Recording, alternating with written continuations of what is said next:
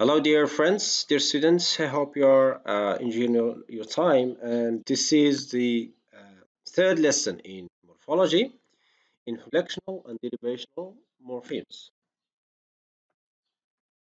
So, what is derivational morphemes? What are these morphemes? Derivational morphemes are types of morphemes which derive new lexical items. Derivational morphemes may occur as prefixes, suffixes, or as infixes. That is, they occur either at the beginning or the end of a word form, or in the middle or inside. Okay, so what is important, about this is that they derive new words. So derivational, they derive new words. Okay, we form new words. Derivational morphemes change the grammatical category or word class of words. So, for example, when we add plus er in, for example, in teacher, for example, plus er in teacher is a derivational morpheme because it changes the grammatical category of teach from a verb into a noun. So if you add er to teach to a verb, you change the social or the word class or the grammatical category from a verb to a noun. That's what it is called derivational. We derive new words and they change the grammatical category of words. Derivation is a morphological process whereby affixes are added to base in order to form new words, which are lexemes, right?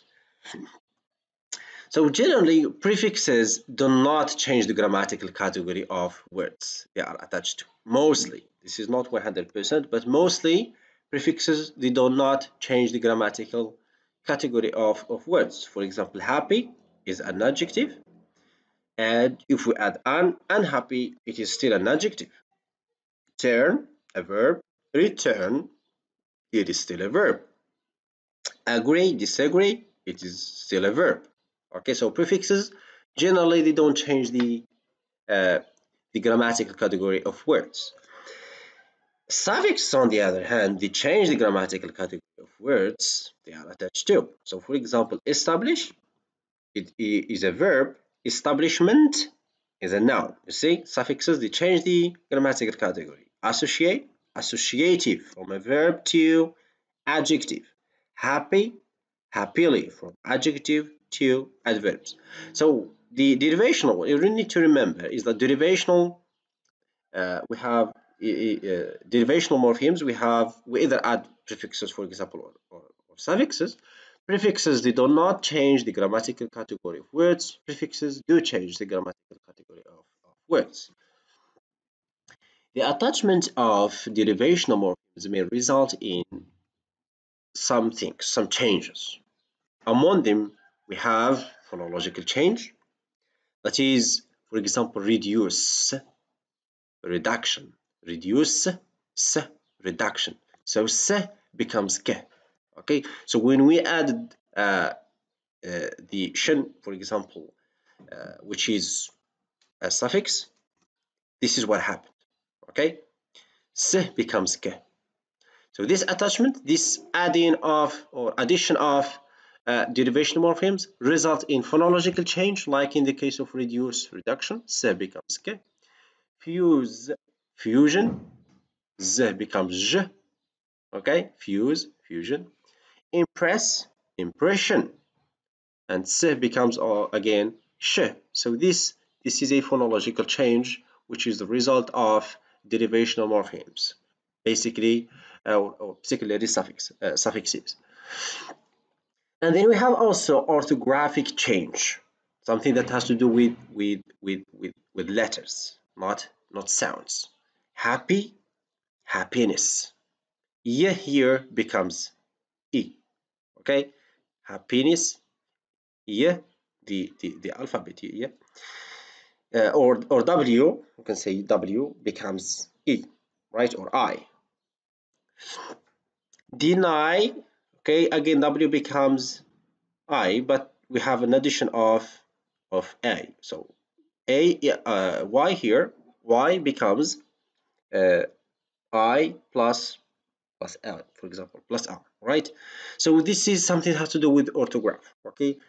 In this, as the result of derivational, okay, derivational morphemes, the result in we have either phonological change, sounds, there is the change in terms of sounds, or the change in terms of the orthograph, in terms of the letters of the words. Now let's move on to inflectional morphemes. Inflectional morphemes are morphemes that add grammatical information to a word. So these, they don't use them to derive new words.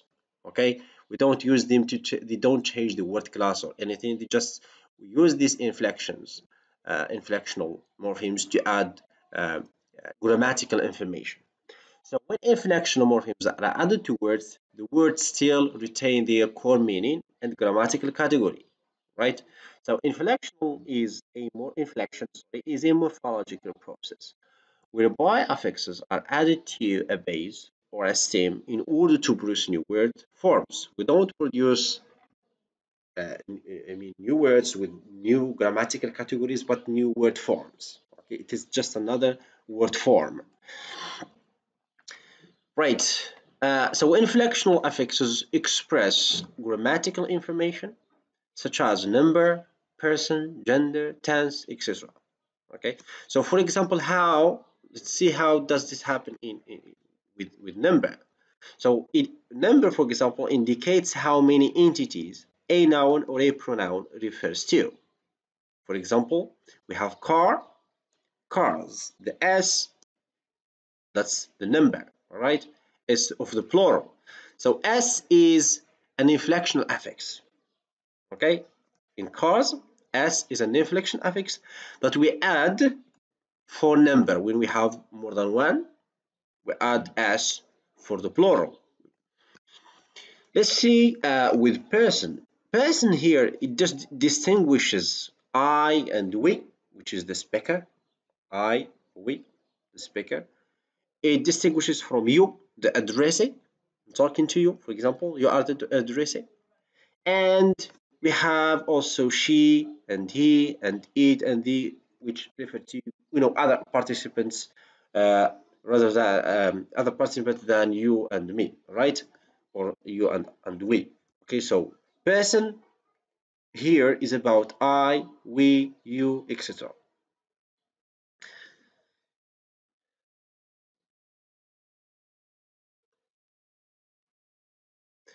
And then we have gender. Here, uh, it indicates that a word form is associated with semantic features such as male, female, right? When we talk about gender, we talk about male and female, right? So gender contrast is not expressed in English. In English, we don't have this gender contrast. We can say she speaks, for example, and he speaks. So the verb, there's nothing in the verb that shows that it is a male or a female that we are referring to here. Okay, but in other languages like in Arabic, gender is expressed. So for example, kalb, for example, a dog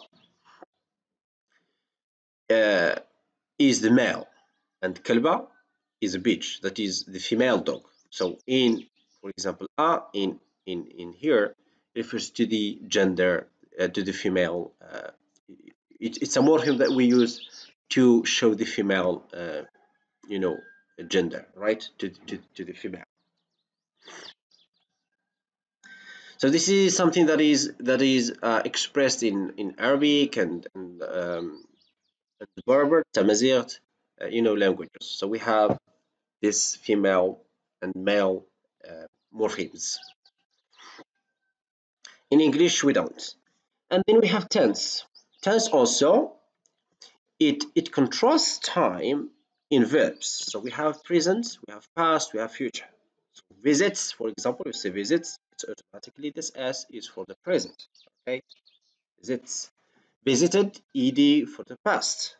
Visiting, he is visiting for the future. We can use it for the future. Okay, and visiting my parents next week. So ing can also refer to the future. Well, thank you. This is it for today, and I hope you enjoyed the video and you enjoyed the lesson. I hope it was beneficial, and catch you guys in the next video.